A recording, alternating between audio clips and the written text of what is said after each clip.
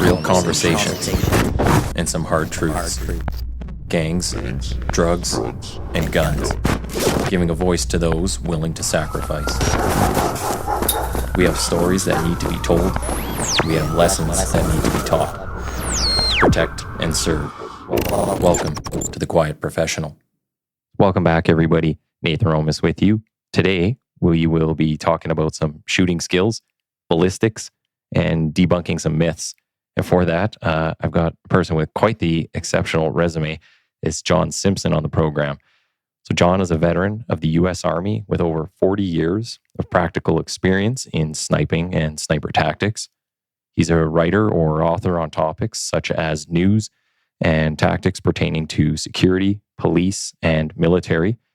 He's an instructor of snipers and their methods for Snipercraft Incorporated, and he's taught both domestically and internationally to groups including police and special forces. John is a research historian and has authored several books on the fundamentals and advanced tactics of marksmanship. And of note, he contributed to the Win Book for Competitive Shooters by Linda Miller and Keith Cunningham, both of whom were prior guests on this podcast. So there's a little connection there. So welcome, John. Well, glad to be here. So we're probably going to have you back on again because you got a lot of stuff in your history. I mean, you've done decades of shooting, sniper, marksmanship, army. But today we're going to be talking about the topics that I kind of mentioned. But sure, maybe we'll start with a little bit on yourself and tell us kind of where you come from and how you got into this craziness. Sure. I was I enlisted in the U.S. Army in 1977 when I was 17 years old, and I graduated Special Forces training and earned a Green Beret in 1978. Kicked around with a bunch of stuff. That's a whole story in itself. To cut to the chase. So when I was stationed at Fort Devens, Massachusetts with the 10th Special Forces Group, right down the road in Springfield, Massachusetts was the Smith & Wesson factory. And they used to have a training academy there called the Smith & Wesson Academy. And they had the armorers course, but they also had various shooting courses for primarily law enforcement people. And without going too down into the weeds, being a Special Forces weapons guy in the 1980s was like the bottom of the totem pole. Okay. Oh, really? Yeah. I always tell people I was an SF before SF was cool. Okay. And the thing is, there was advanced training for medics, advanced training for demo, commo, intel, all of the military occupational specialties. Basically, if you were a light weapons guy, which I was, you were the lad who made the tea, as they say in the Commonwealth. So basically, I saw that, hey, there's a shooting school right down there, and so I took 3 weeks leave and I paid the tuition myself, and I did 3 weeks of back-to-back training at the Smith & Wesson Academy and got certified as a law enforcement firearms instructor. And I basically never looked back because this was an approach to training that we'd never had in the military. And so I eventually wound up graduating 14 courses at Smith & Wesson in various disciplines, and I found out I liked it. So now fast forward, it's 1985. I'm now stationed at Fort Bragg, North Carolina, which I refuse to call anything else. And I was assigned as a sniper instructor. And at the what was then called the Special Operations Target Interdiction Course, or SOTIC. And this was essentially the Special Forces Sniper School. And this had opened up a couple years before the Army Sniper School at Fort Benning. So we were like the only source, major source in the Army for snipers, and it was primarily for special forces. And it originally started out as a 4-week school, and by the time that I left, it was then a 6-week school. And it was during that time that I'd gone to as part of my instructor development, I'd gone to a law enforcement sniper course. Mm-hmm. And it's one of these things where you go, wow, I can do better than this. So eventually I wound up, I hired with one of my former instructors at the Smith & Wesson Academy that started his own training company. And basically, when I was at Fort Bragg, with the permission of my boss, I would take a week's leave. I would go somewhere in the country, and I would put on a 5-day police sniper school, and liked it. So I was teaching military snipers from 1985, and I've been teaching law enforcement snipers since 1986. And so during my tenure there, it originally started out, it was a 3-year assignment for everybody. We all got, because of personnel issues, everybody got involuntarily extended for 4 years. And while I was down there, I met my wife, got married, and when my son Jason was born, basically because of the due date, I wound up having to extend 5 years to a 5th year before I could go to my next assignment in Germany. So my 3-year tour as a SOTIC instructor went to 5 years. So I'm probably the only instructor in the only military instructor in the history of the school that's been there for 5 years. And when I started, like I said, I started there at the beginning, and then it was there with all of the changes. And it's like we were originally using, I originally started teaching people with Vietnam era M21s with what were called art scopes on it. And just to show you what a small world it is, that's actually the same rifle that Keith Cunningham was using as a sniper in Vietnam. Wow.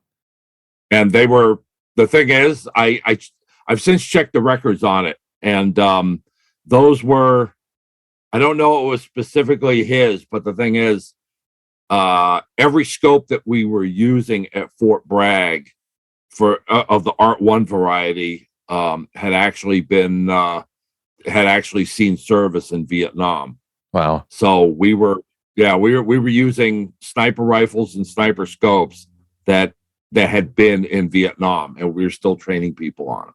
And then when I left, we had the bolt action Remington M24 with the fixed 10 power Leopold and Stevens scope. So it saw a lot of changes. Have you ever actually met Keith in person, or Linda?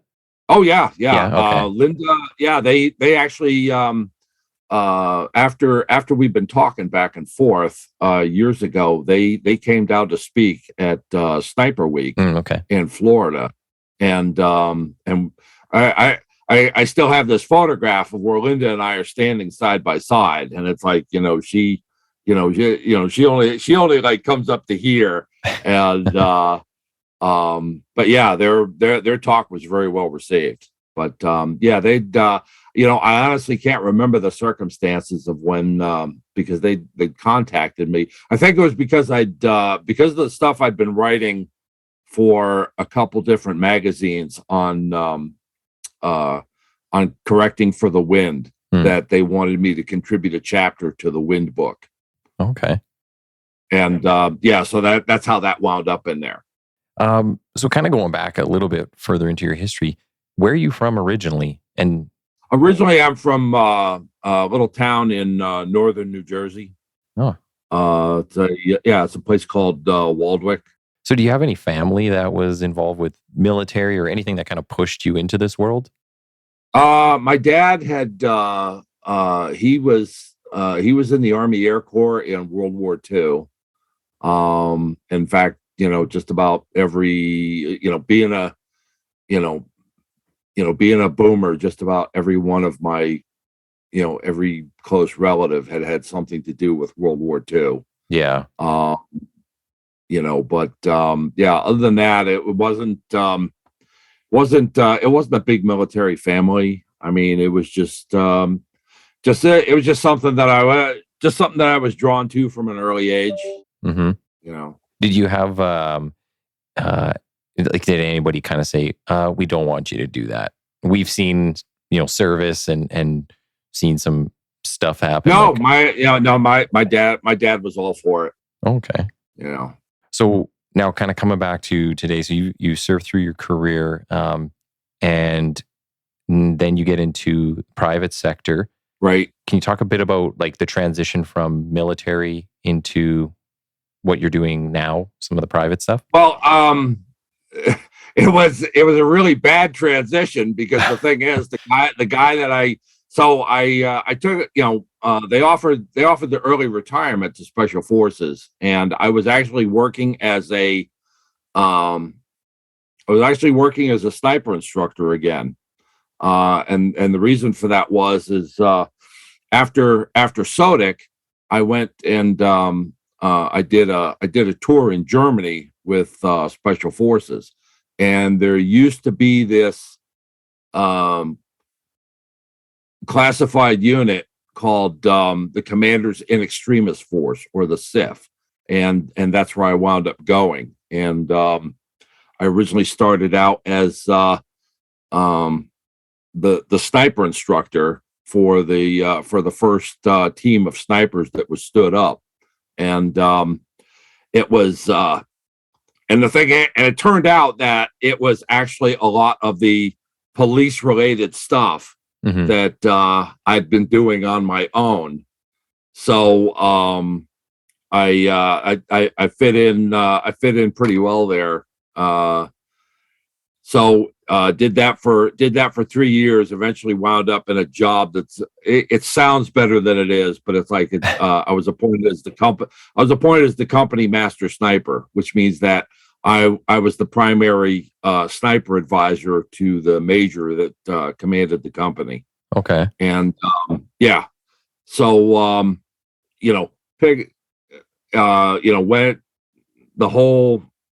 went with the unit to Desert Storm. No sniping took place there.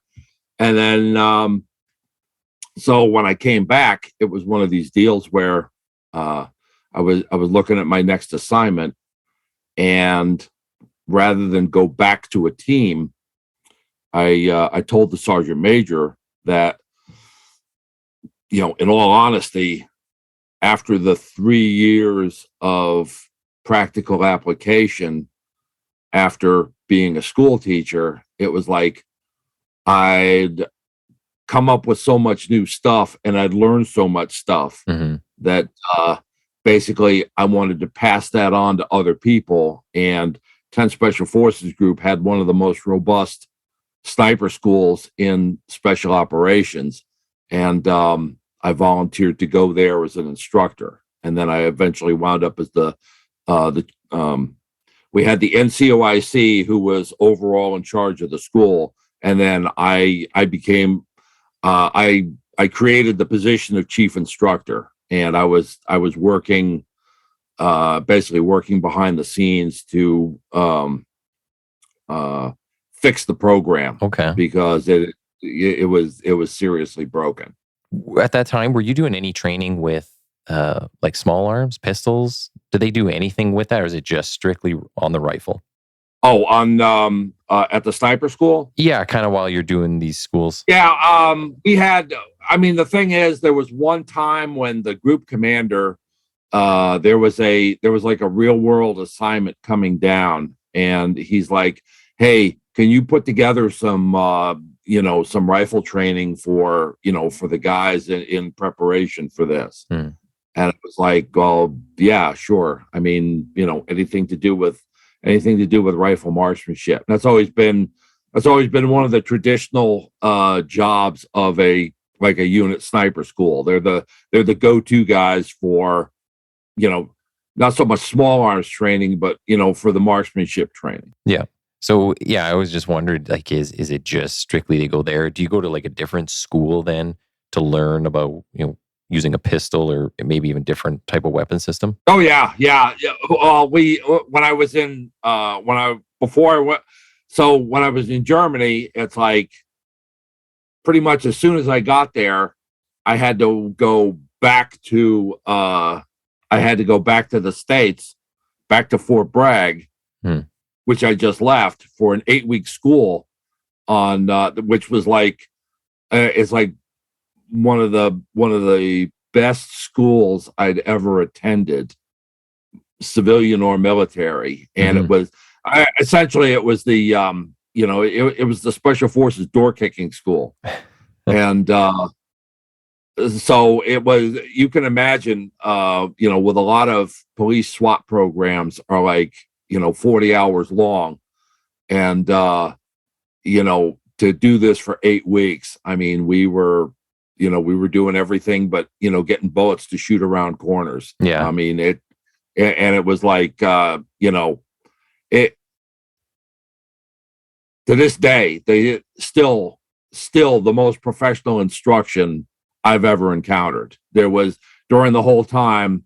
There was only one time that I felt anxious about, because it was all live fire training. And it just starts off, so you've got the marksmanship portion, and then they go into, okay, so they build they have a door frame on the range, and they're like, okay, we're going to start with, Simpson, I'm going to kick this door open.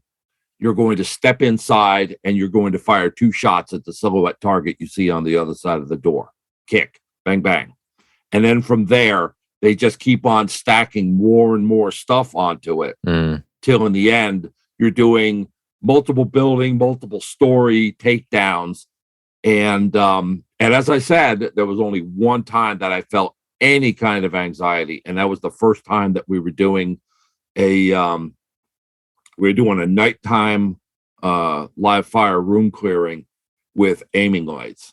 And the only apprehension I had was, not that I'm going to get shot. It was just, your biggest fear was, don't let me shoot anybody else. And I was like, okay, it's like, the best chance I have of shooting somebody by mistake is going to be on this one. But then it's like, you go and you're like, okay, yeah, I wonder what all the drama was about, You don't want to be that guy that creates policy.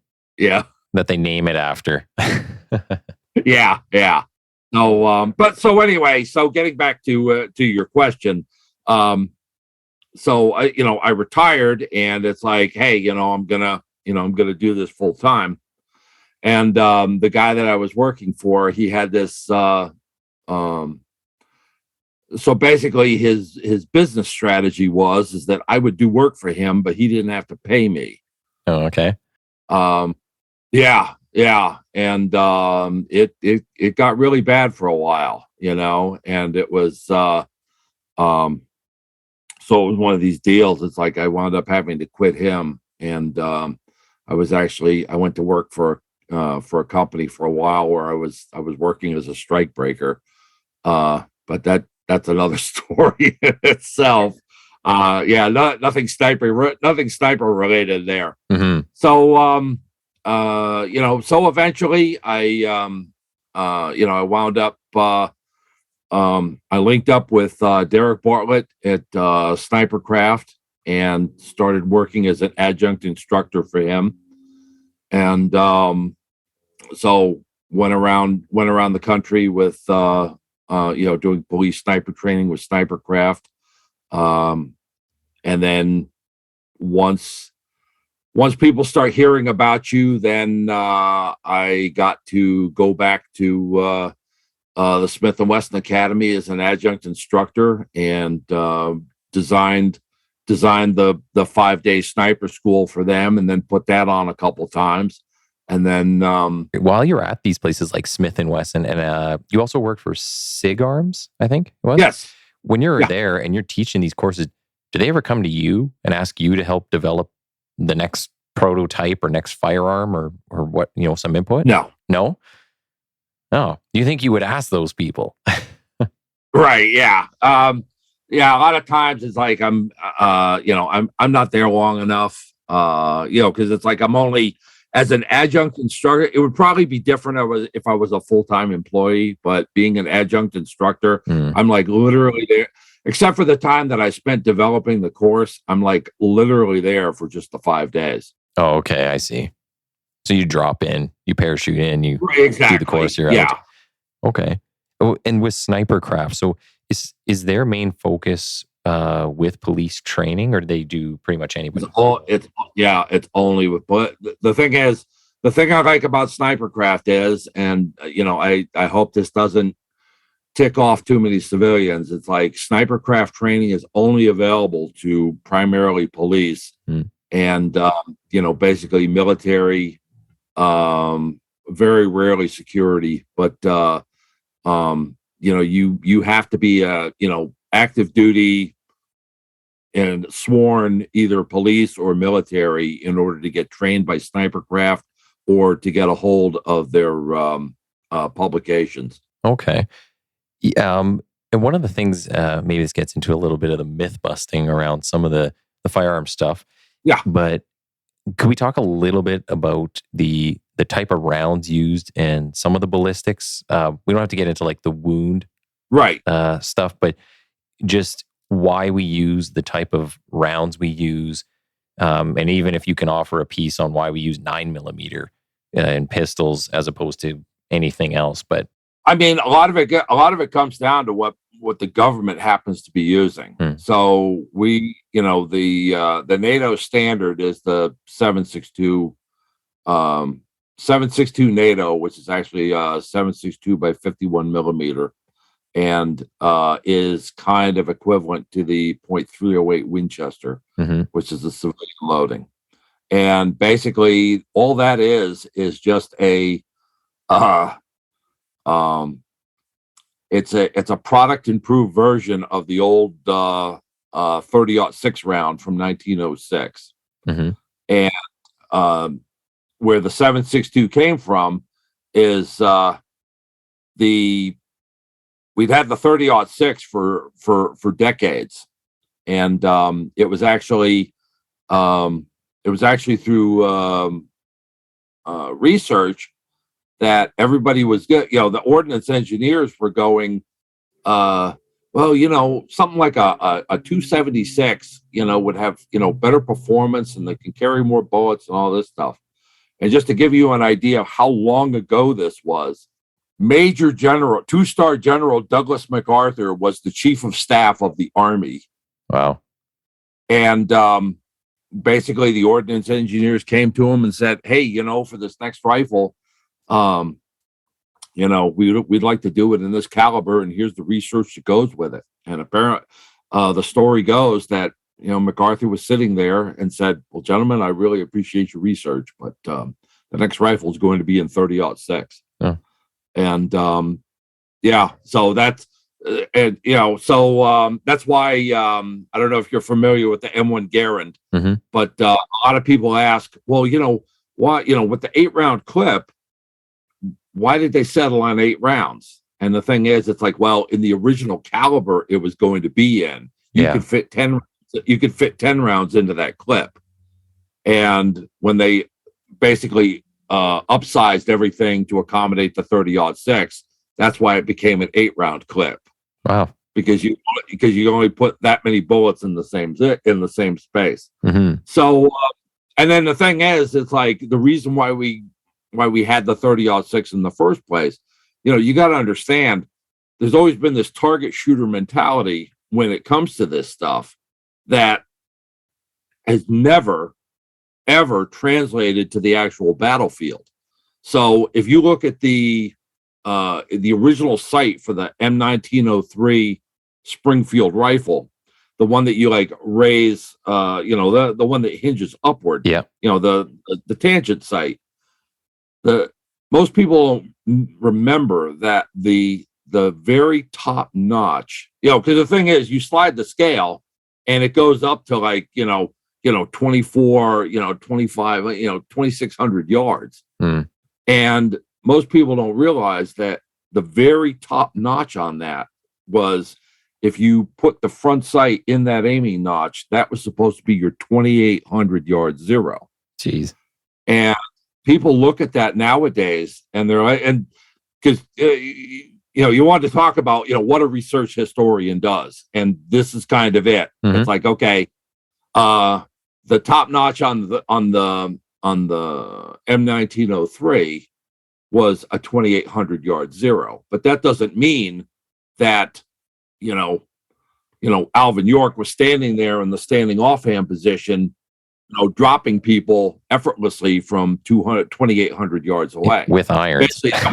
That was for something called collective fire, because in the days before effective belt-fed machine guns, what infantry units used to do with their bolt guns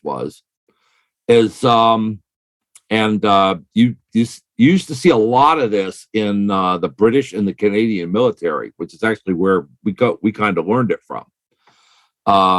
So imagine you've got a rifle company, and there's 3 platoons, and so a fire problem comes up, and it's like, hey, you've got this enemy formation a bazillion yards away. So the thing is, it's like, one of the jobs in a rifle company, there's the senior NCO is the first sergeant, and he does paperwork and assigns details and stuff like that. One of the early jobs of an Army first sergeant was he would manage all the range estimators in a rifle company. So the thing is, it's like, hey, Nathan, how far away do you think they are? And it's like, well, I'd say 1,200 yards. And I'm going, well, I think they're like 1,000 yards. Well, so all these range estimators, they would report their estimations to the first sergeant. His job was to like average it together, report it to the company commander. And then the company commander would go, okay, so based off of that, and because of the training that I've had, all right, first platoon, you're going to set your sights for 1,000 yards. Second platoon, you're going to set your sights for 900 yards. And third platoon, you're going to set your sights for 1,100 yards. And we're all going to aim at the same thing. And then when we volley fire our bolt gun, essentially, a company of bolt guns is basically producing the same effect as a belt-fed machine gun does today. Jeez. I'm kind of picturing like you see in the movies when they'll have one side and they shoot all the arrows. There's just 1,000 arrows coming over at you. The 300 Spartans with the arrows. That's what it used to be with volley fire. It was called collective fire, and it was one of the things that infantrymen trained in. Wow. So the thing is, it's like, you can see that the bullets that the military would go for would be, well, hey, we got to have this capability to shoot people at thousands of yards away. And then the thing is, it's like in the 1950s, analysis was actually done based off of World War II in Korea. And that's when people started to realize that, well,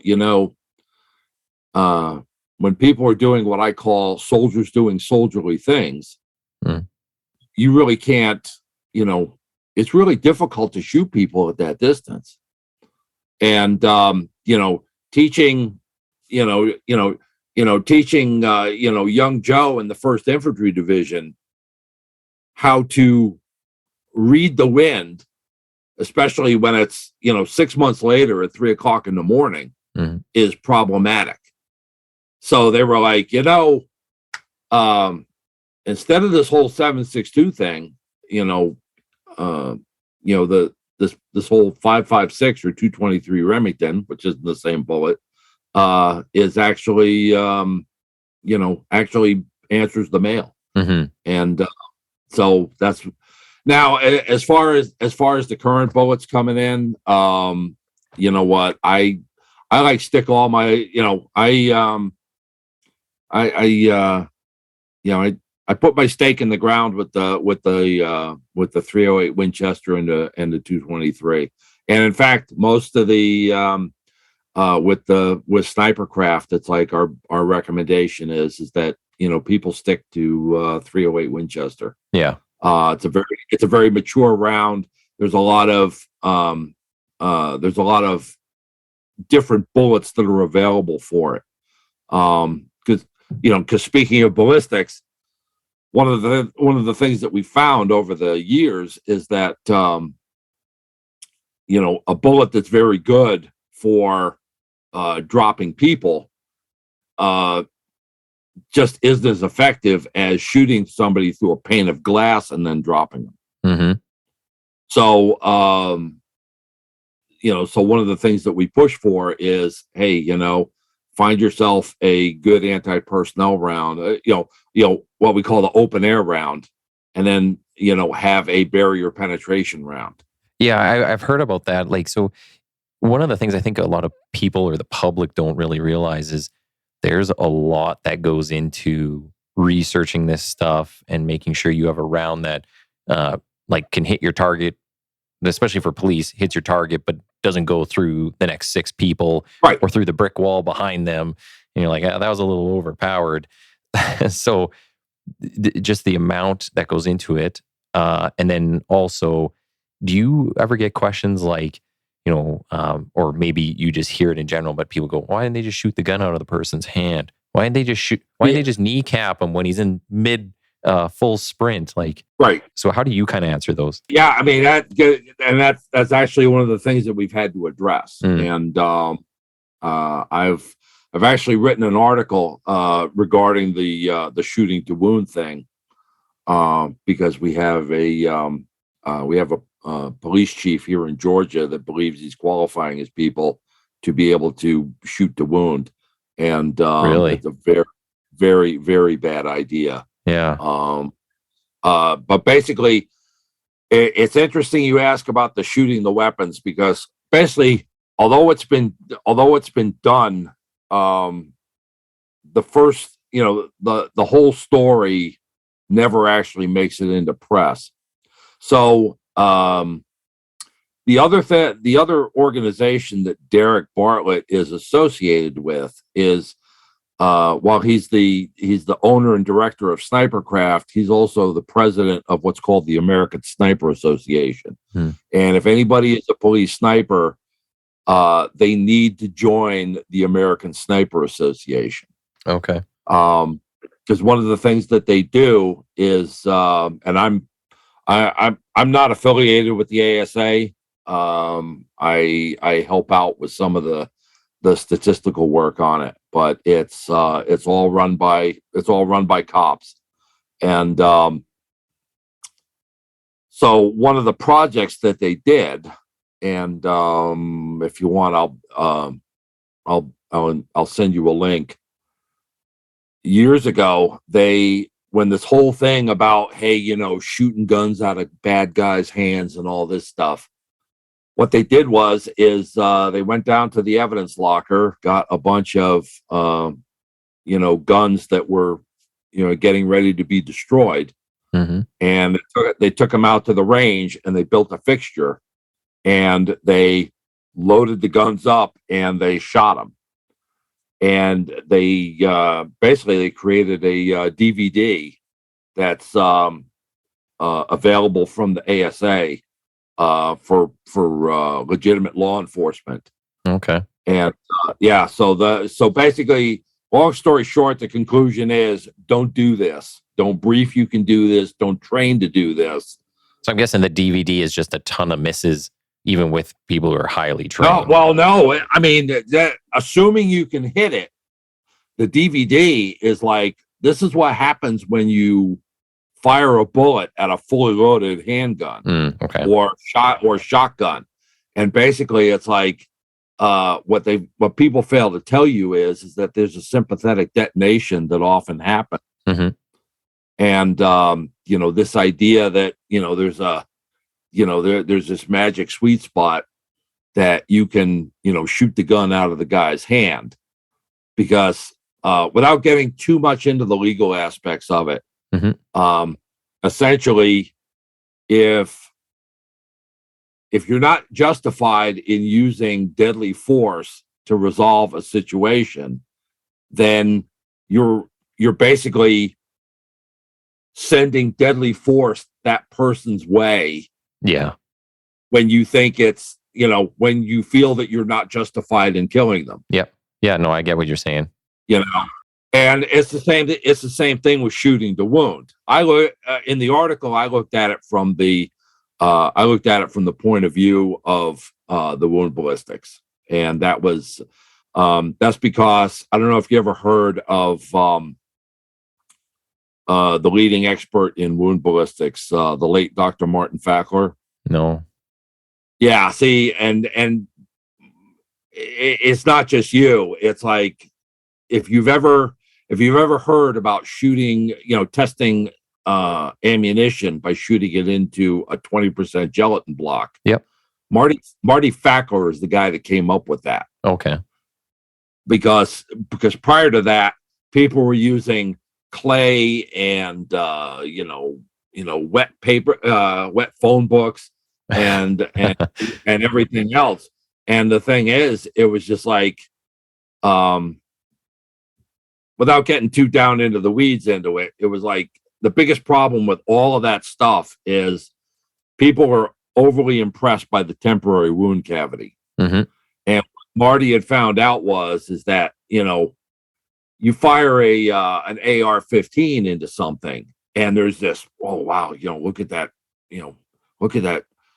that temporary wound cavity, look at that ballooning. It's like, how can anybody survive that? And the thing is, he's going, human tissue is a lot more elastic than people give it credit for. And what really counts is the permanent wound cavity and how deep that can go. And because the thing is, it's like he's done articles like what's wrong with the wound ballistics literature and everything else. And he was the founder and he was the first commander of the Army Wound Ballistics Laboratory out in California when he came back from Vietnam, when he was a colonel. Okay. And, yeah. So the thing is, he came by his expertise because he was a military surgeon in Vietnam, and he was one of the few guys that would work on North Vietnamese and VC POWs, treating their gunshot wounds. So he actually got to look at gunshot wounds that had been inflicted by AKs and by M16s. Okay. And that's when he realized that, and one of the reasons why he and I got along so well together, he realized that what he'd been taught about wound ballistics as part of his surgical residency was wrong. And that's when he started researching it to find out, okay, how does wound ballistics work? So yeah, Martin Fackler, you can find a lot of his stuff online. It's bittersweet because his last public appearance was in 2014 at Sniper Week in Florida, and it was it was an honor for me to introduce him. Yeah, I'm gonna have to look up some of those people. Yeah. I mean, the thing is, it's like I've been extremely fortunate in the people that I've gotten to meet over the year. I've gotten to become friends with over the years. And so if I'm able to advance, it's like the old saying of standing on the shoulders of giants. So all of those people, some of you may have heard of, some of you haven't. I mean, there's Marty Fackler for wound ballistics. There was Rex Applegate for Fieldcraft. A lot of people know him from the whole point shooting thing. But at one time he was with the OSS in World War II, and there was a brief period of time when he actually served as FDR's bodyguard, because he was up in the area that eventually became Camp David, the presidential retreat here. Yeah. Used to be in the vicinity of an OSS training camp. Oh, okay. Well, the history that most people might not know about some of these areas. So in talking about like the 223 round 5.56, that's what we use in like a patrol carbine out on the street. I think that's pretty standard North America and Canadian. Like everybody uses that round. Can you just talk a little bit about that specific round and like why police might use it? Because it does the job. See, I've got the next book I have coming out from Blue 360 Media is going to be Foundations of Patrol Rifle Marksmanship. Mm-hmm. And so basically it's like the people like the 223 because it works. And what I found is that a lot of people don't know why they want something other than the fact that it's not what they currently have. So the new shiny thing. Yeah, exactly. Okay. I mean, you see it, you see it with the military. It's like, now now we gotta have, this 6.5 Creedmoor does this, or this 6.8 SPC does this. And everything else. But that's where you get into the difference between target shooting and dealing with people, right? Like it's one round is developed for certain type of performance. The other one is for other types of performance. Yeah. And the thing is, it's just like, the 223 Remington works. And, after a while, it's just, there's only so many ways that you can shoot somebody. Mm-hmm. Until you're like doing change for the sake of change. Yeah. Well, yeah. And kind of what I was maybe looking for a bit was on, like what happens when a round hits a person. So the 223, I guess, developed, from my understanding, I'm not expert by any means, but is, I guess, when it hits a person, it's what do I call it? The penetration of it is like 10 to 12 inches where it won't go through them. Hopefully that's kind of the goal, is like it stops in that person. A lot of it depends on the configuration of the bullet. Mm-hmm. The two brands that were right off the top of my head, the two go-to brands that I recommend to people is get the tactical ammo from either Hornady mm-hmm. or Black Hills Ammunition. Okay.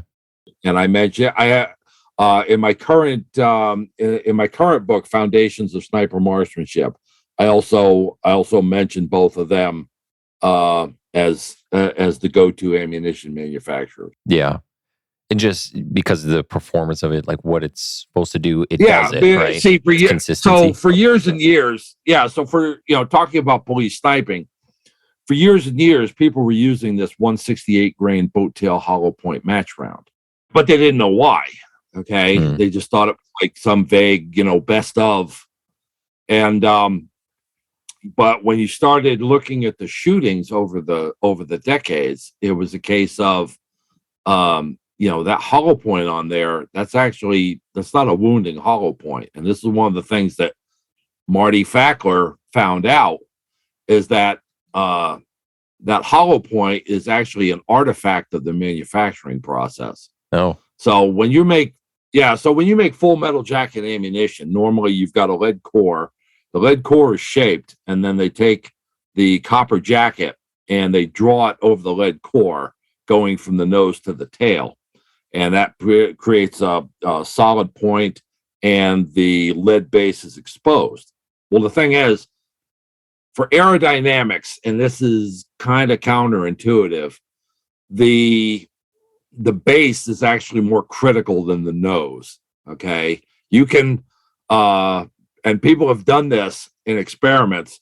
You can actually file an angle on the nose of your rifle bullet, and it won't change it won't open up the group size. Oh, really? But if you do anything to the base of the bullet, you'll wind up it'll wind up spinning into a larger group. So that's why match ammunition has a lead core, but it's drawn from the base to the nose. So that way the back of a match bullet is just a smooth, flat piece of copper. And it's the nose where they draw the jacket closed, because it doesn't matter. So the thing is, when hitting a person, the hole in that tip is just as likely to actually close up when it hits somebody. And that's why for law enforcement use, the 168 grain has been proven to overpenetrate. Okay. And so for years now, Snipercraft has been telling people, your go-to bullet should be the Hornady tap round. And they even make one in 168, but it comes in 168, 155, and 110, which they call tap urban. And the thing is, it's like there's pretty sure there's no documented case, just going off my memory, of a tap round over penetrating when it hits a human being. Okay. Yeah, we get a lot of, I think most of our statistics and things that the police service bases a lot of their decisions off of come from American forces, especially the FBI. They seem to do a ton of tests on everything. So I think a lot of our stuff is based off of American data. Right. We don't really have the budget, or maybe they all figure they're doing it. We'll just take their study. They spend the money. Right. One thing I want to make sure we get to was some of the stuff you've done on flash recognition. Yes. I want to make sure we get some time in to talk about this.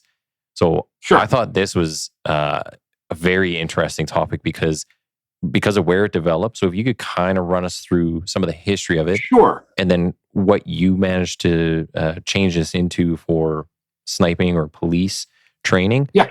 And I had some ideas of how this might actually apply just honestly to everyday policing. It's probably an important skill that right. I don't know if they'd have the budget to teach it or what it would entail, but it actually is a very, I think it'd be a very useful program.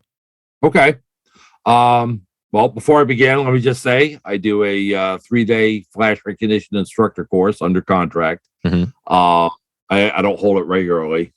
So Derek Bartlett with Snipercraft does a tactical observer class, and it's an 8-hour class. It's advertised on the website, and basically associating with me, he at the very end he starts to talk about flash recognition, because the question always comes up. You ask a cop, "Are you a trained observer?" And they're like, "Well, yes, of course I am." And then you go, "Okay, so what observation training have you had?" Then all of a sudden it's like they're not quite as articulate, okay? Because it's like, well, gee, nobody ever asked that question before. Yeah. Okay, which you'll find out that the longer you hang out with me, it's like I'm the guy that asked the question that nobody did before. So the whole story. Once upon a time, there was this magazine called Police Marksman. Now, being this whacked out soldier who was into cop stuff, as everybody used to say, I was a subscriber to Police Marksman. So I'm reading this issue, and I'm reading this issue at Fort Bragg, and it was just there was an article about that was called "You Can Learn to See Better," and we teach observation at the sniper school, and it basically told about the Indiana State Police Academy under Major Dale Van Adder had revived this World War II training program called flash recognition, and they had an actual school-trained Navy flash recognition, former Navy flash recognition officer named Roland Soule, and he'd come in and they'd created this They'd integrated flash recognition training into the police academy. They had Professor Soul's home address in the article, and I wrote to him, and we got to know each other very well over the years, and he put me in touch with Major Van Adder. And so the story goes that back in World War II, we were having, at the beginning of World War II, we were having a lot of friendly fire incidents where we were shooting down our own planes, and the Navy wanted to put a stop to that. So there was a naval officer who had been a student at Ohio State University of a psychology professor named Samuel Renshaw, and he goes, hey, Professor Renshaw, I know you've been working in this area. Can you put together a program for us? So now, why did he go to Renshaw? This is my favorite part of the program, because I like to tell people flash recognition all started with a man named Salo Finkelstein. And so in the early 1930s, a Polish national calling himself Dr. Finkelstein emigrated to the U.S. And he was trying to seek his fortune at what was called a lightning calculator. So he had an act where he would stand up on stage and draw a 5x5 grid. He would then have members of the audience call out random numbers, and he would fill them in. He would immediately turn his back and then recite the numbers top to bottom, left to right, right to left, or diagonally. And then he would add them together with his back turned from memory in any combination that you wanted. So it's hey, Dr. Finkelstein, third row from the top, what does it add up to? And he would do it. And it's actually his stated goal. He wanted a job where he would work once a week, doing accounting for a bank. As a publicity stunt, he was hired by CBS News for the 1932 presidential campaign, where on the radio, and I'm still trying to find the radio, see if this is in anybody's radio archives. So what they did is keep in mind, results are coming in across the country by telegraph key in Morse code. Okay. Yeah. And you have people that are this district came in and everything like that. So anyway, they'd hire, as a stunt, they hired Salo Finkelstein to single-handedly total up all the national results for their November broadcast for election night. Okay. And it actually made the newspapers. So he became this really curious fellow that various psychology departments across the United States were hey, let's put this guy under the microscope, see what happens. Yeah. So in 1934, he winds up in Ohio State University in Professor Renshaw's lab. And Professor Renshaw had developed this machine called the chronoscope, and it consisted of a timer. So it was a shutter, and it was a electric timer. And so you press a button, a shutter raises, and a stimulus, whatever you want the person to look at would be visible. And then when they were done looking at it, they would hit a button. They would hit a button themselves. The shutter would close and the time would be recorded. And then they had to write down what they saw under the shutter. Okay. All right. So basically, after he'd memorized the stimulus, he would press it and then it would report what the time was. So something interesting happened when he started testing Finkelstein with that. And it's When he arrived, he needed 17 and a half seconds to memorize the 5x5 grid that I told you about before. Mm-hmm. Over the course of testing, he got down to 9 seconds. He initially needed 9.23 seconds to memorize a 21-digit number. So this is like, yeah. That still sounds pretty good, though. I don't know if I could even do that. 21, yeah, 21, yeah. Well, I mean, just to learn 21 different, 21 digits. Yeah. Yeah. Because it'd be one thing if it was like, 1 through 9 repeated, repeated. So yeah, it's like these were all 21 random digits. So 9.23 seconds to memorize a 21-digit number. And then this was over the course of testing, which became training. This time was reduced during training to 7.18, 5.46, 4.9, 4.43, finally down to 3.17 seconds for a 21 number. So he was obviously getting better with practice during testing. So that got Renshaw into thinking, if the testing method was working as training, what happens if he puts one of his students through this training? Yeah. So he wanted to find out what the upper limit of developing this ability. And, I go into the, I go into the whole thing with, with the course. But the thing is, he eventually had a student that could memorize a 21-digit number faster than Finkelstein. Yeah. I mean, he beat his time. And so this kind of gets into like recognizing, though, because you're using a shutter, so you have to take a snapshot, like in your mind. Right. You're recognizing the whole thing. Right. So now a little exposition. So that's the beginning of the history of flag recognition. Now, what it is you're actually doing. The thing is, your eyes don't function as television cameras.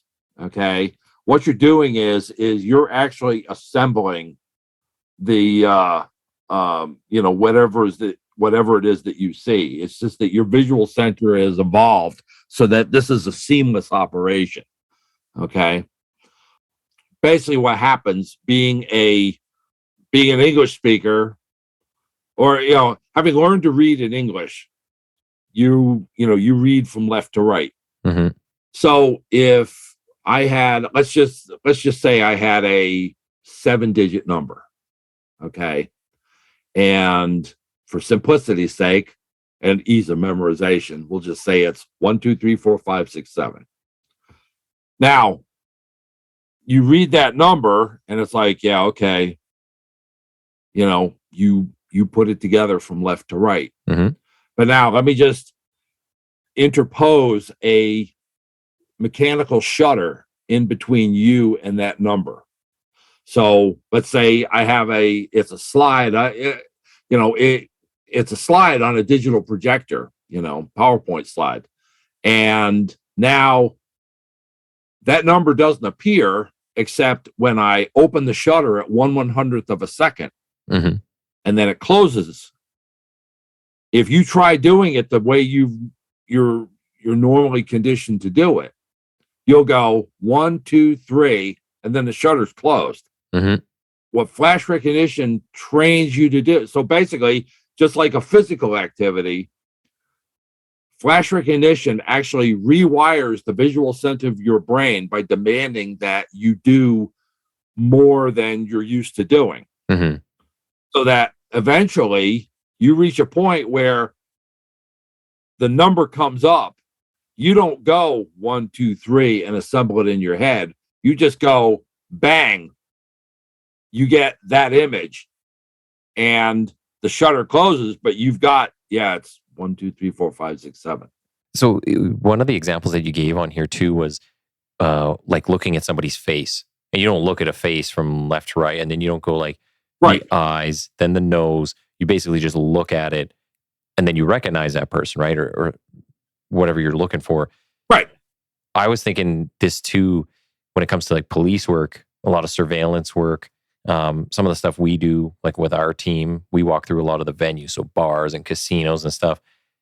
and you catch glimpses of people, and then even from like certain glimpse, you can just see the stature of a person, or maybe you catch the face.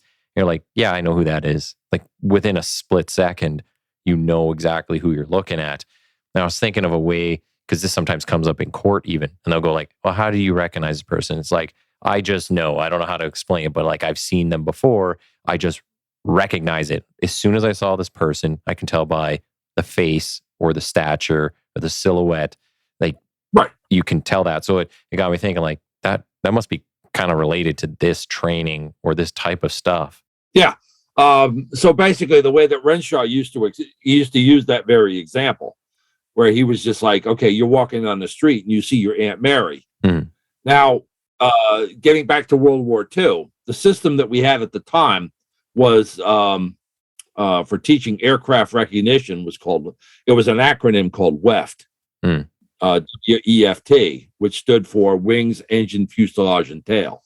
And basically, for training, you would learn, okay, so whether the wing is high or low or midway, or it's this shape, or the engine is looks like this in the front, Mm-hmm. or the tail is shaped like this, and the fuselage is squared off, or it's bulbous, or shaped like this.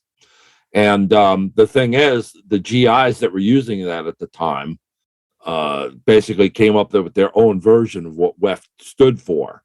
Mm. And for them, it was like, the sanitized version is, wrong every freaking time. Mm.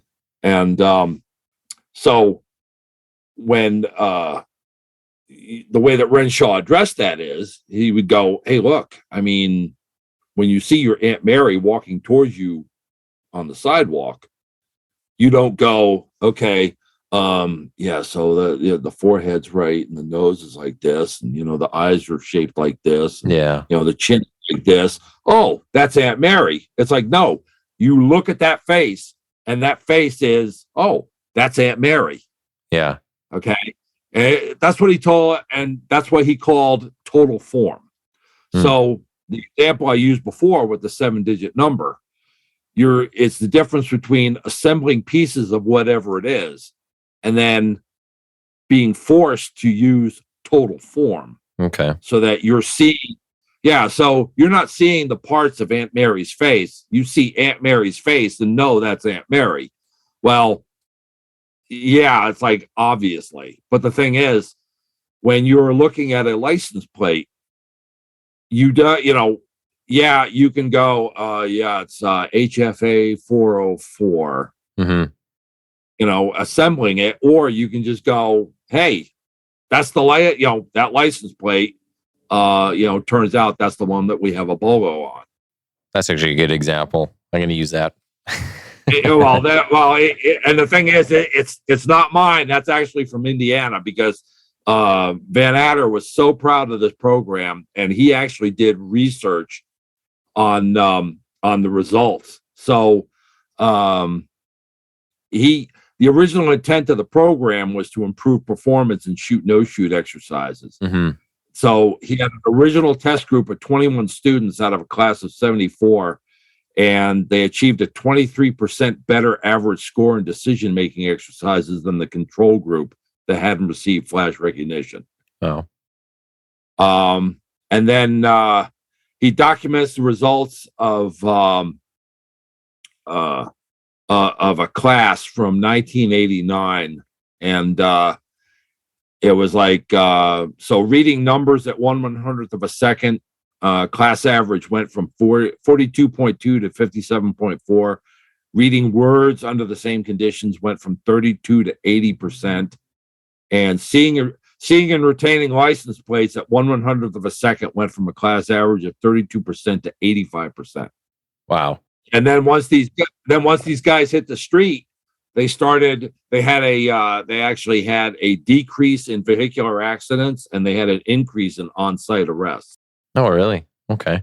I think it's good too for people to know how your brain's working when you're out there, because I think a lot of people don't really. If you were to ask them, like, well, how did you recognize this person?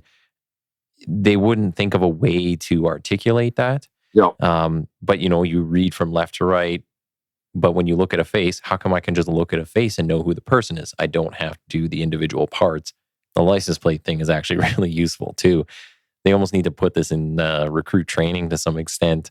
Oh yeah, I mean that's, but that's one of the. Well, the thing is, I mean, if you want your mind blown, go to Derek's tactical vision class and go to my flash wrecking instructor class, because we like cover all of the nuts and bolts about why you see things the way that you do.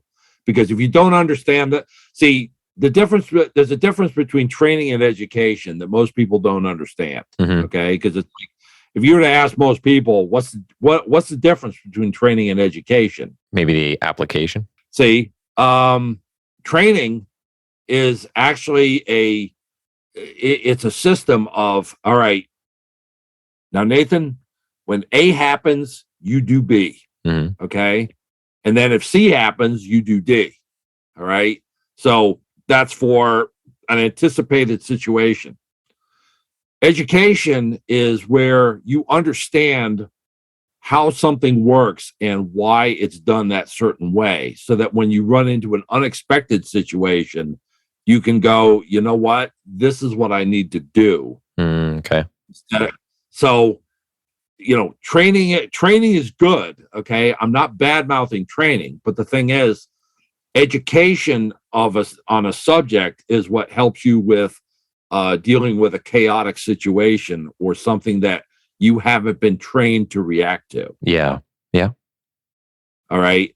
And so the thing is, what Derek and I emphasize in the observer training is understanding, sharing what we currently understand about the visual center of the human brain.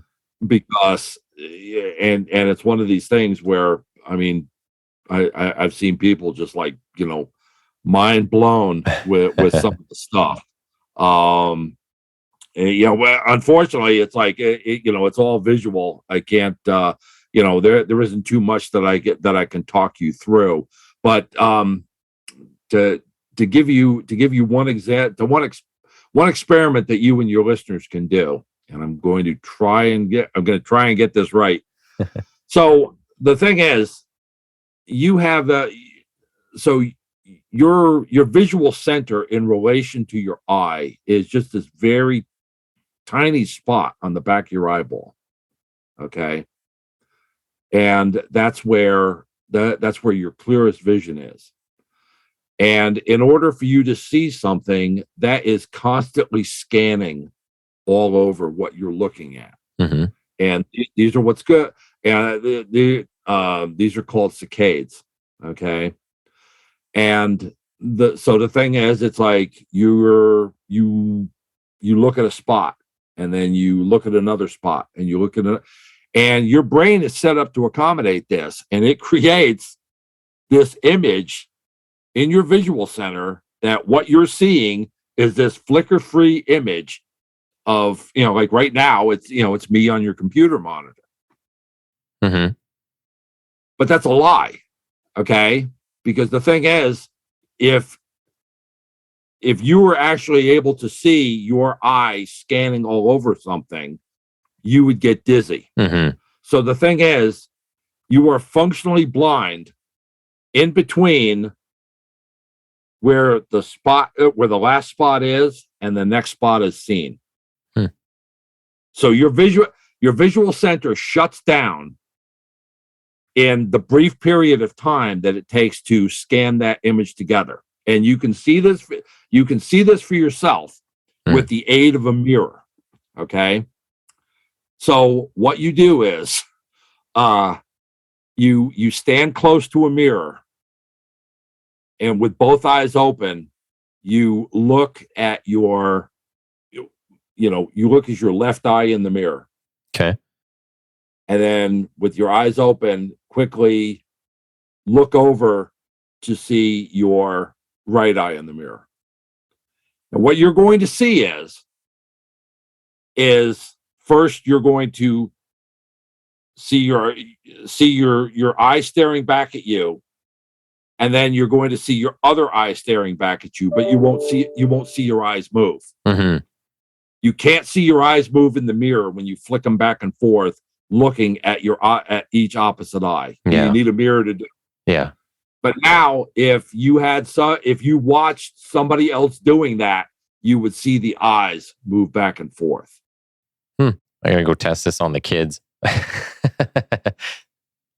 Now, if you could spare me a couple minutes, I would like to talk a bit about the book, about why it was written.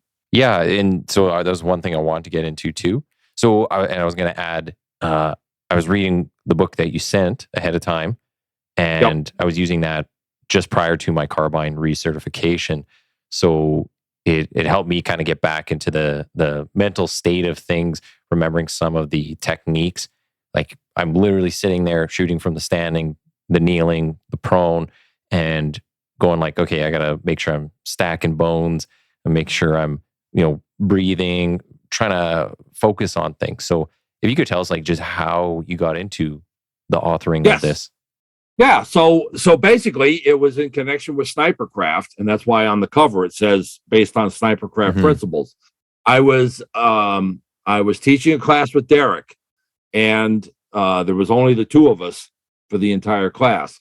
And we had two teams on opposite ends of the range, and they were both doing the same thing.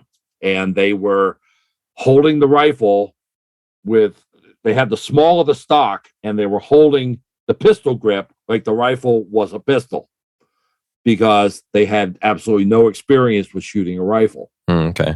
And I was able to work with one team, but I couldn't work as much with the other one. And one team passed and the other one didn't. So that's when I realized that there's actually a paradox with police snipers. So, and I mentioned this in the book, when you're a military sniper, you've been through basic rifle marksmanship in basic training, where you learned how to use iron sights with an M16 out to 300 meters and qualified at that distance. Then you go to a 6 or 8 or 12-week long sniper school where you learn that, you spend weeks learning how to shoot farther and farther out. Yeah. But then you look at police snipers. A policeman, when he graduates the academy, he's only guaranteed to be qualified on a handgun. Maybe, depending on jurisdiction, maybe, qualified or just familiarized on a shotgun. Yeah. So the thing is, it's like, then they show up, their sniper school is only 5 days long. Wow. And they also, yeah, see, when you think about it that way, it's just like, boy, that doesn't make sense, because then you have to cover, tactical movement and concealment and observation and everything else in addition to shooting. So what I wanted to do I wanted to basically bend that curve to where, okay, here's a book that a supervisor can give to somebody before they go to sniper school and go, here, read this, or, let's say there's one opening on the SWAT team for a sniper, and you've got 3 candidates for the job. And a team leader pulls 3 copies of this book out of his desk, hands them out to each guy and says, okay, here, go ahead and read this on your own. Work on the dry fire. Let me know if you have any questions. A month from now, you come on out with us to the range when we're doing our train up, and we'll do the live fire. And then you see how they do when they do it with live fire. So now you've just found out who really wants the job, who's able to study on their own, who's a self-starter, who has initiative, okay? And it just, it helps with the selection process. So I wanted a book that, you would like read and train on this. And then it turned out that, I started hearing from agencies where the Foundations of Sniper Marksmanship book started becoming their team policy as far as marksmanship training goes. Yeah, one of the things I found interesting about it, I haven't done a whole lot with like the bolt action rifle that I have, but I'm hoping to take a course this spring, and just some of the stuff that it goes through. It's like if I had the book there with me and I'm actually got the scope there and I can reference these different points, I was like, man, this would, like, talking about MOAs and measurements and all that. I was like, if I had this book when I was initially had the rifle out there, it would have explained it all for me. Like I did. It'd still be good to have a teacher, but like this book is a teacher as well. So, and that's the point, because the thing is, when you've only got a 40-hour program, that really isn't the time for day one to be, gentlemen, figuring it ladies, this is a rifle. Awesome. Bullet comes out this end. Okay. We're just kind of coming up to the end of our time. I want to make sure you get a chance to say how people can follow you, check out some of your books. Is it just check on Amazon, put your name out there, and find everything that you've written? And I'll give you the links to share, but basically, you want to look for Foundations of Sniper Marksmanship, and as a basically as a bonus for your listeners, I got a discount code that you can use on the Blue 360 Media website. Okay, and I'll give you the link to that. Yeah, but so it's a 20% discount code off of the ebook version, direct from the publisher. Okay, so definitely send the links for the books and any codes, and find you on LinkedIn. Any other social media that you're using right now? No, that's it. That's the main one. Okay. And for anybody that's interested, the other book I have is strictly for police and military. It's called Sniper Notebook. It's not available anywhere else but from me. We're going to wrap up the recording. Stay on the line for, so I can say bye offline, but I want to say thanks for coming on, and we'll look to have you on again in the future, probably around the Remembrance Day episodes, as we were discussing before. So, and we'll look to have you on again. Hey, thanks for having me.